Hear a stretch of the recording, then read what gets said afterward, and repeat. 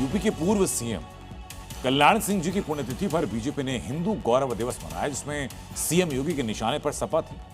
योगी ने समाजवादी पार्टी के पीडीएफ फॉर्मूले पर निशाना साधा और कहा कि ये कभी पी को पाकिस्तान कर देंगे। हिंदू गौरव दिवस मनाकर बीजेपी एक तरफ राम मंदिर आंदोलन की विरासत को याद कर रही है, तो दूसरी तरफ कल्याण सिंह के बहाने अपने ओबीसी वोट बैंक को भी साधने की कोशिश कर रही है। गिरगिट की तरह रंग बदलने वाले लोग कैसे परिभाषा करते हैं। पी की परिभाषा पहले पिछड़े से, फिर पी की परिभाषा पंडित से, और आप देखना एक दिन वे पी की परिभाषा पाकिस्तान से भी कर देंगे।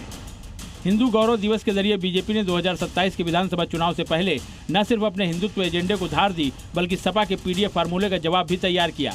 क्योंकि कल्याण सिंह सिर्फ हिंदुत्व का चेहरा नहीं थे, बल्कि वो लोधी समुदाय और व्यापक ओबीसी राजनीति में बीजेपी के लिए बेहद महत्वपूर्ण चेहरा रहे। उनके जरिए बीजेपी को लंबे वक्त तक लोधी वोटरों के बीच मजबूत आधार मिला। यही वजह है कि 2027 से पहले कल्याण सिंह की विरासत को सामने लाने के पीछे हिंदुत्व के साथ साथ पिछड़ा वोट बैंक को साधने की रणनीति भी देखी जा रही है। तो वहीं लखनऊ में कल डबल मर्डर केस में नए खुलासे सामने आए।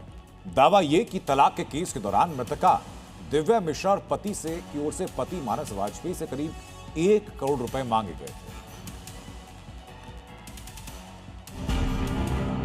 2 मर्डर और 1 खुदकुशी। लखनऊ के इस हाई प्रोफाइल केस की जैसे जैसे जांच आगे बढ़ रही है, चौंकाने वाले खुलासे सामने आ रहे हैं। पुलिस सूत्रों के मुताबिक ऑटो में ही बैंक गया था पति, जिसके बाद काफी देर बैंक के बाहर वो खड़ा रहा और पत्नी की हत्या के बाद उसी ऑटो से घर लौटा।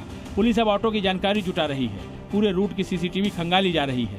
शुरुआती जांच के मुताबिक पति मानस कई दिनों से अपनी पत्नी दिव्या पर नजर रख रहा था। 2 दिन पहले भी उसने दिव्या की गाड़ी रोकी थी। दिव्या ने करीबियों से जान का खतरा बताया था। इसी बीच एक और खुलासा ये हुआ है कि दिव्या ने पिछले साल अक्टूबर में फैमिली कोर्ट में तलाक का केस दायर किया था। इसके बाद उसने कोर्ट में जनवरी महीने में हर्जाने और खर्च के रूप में 1 करोड़ रुपए की डिमांड की थी। साथ में स्त्री धन वापसी का भी केस किया था, जबकि मानस दिव्या के साथ रहना चाहता था, जिसकी घर वापसी के लिए उसने फैमिली कोर्ट में अर्जी डाली थी।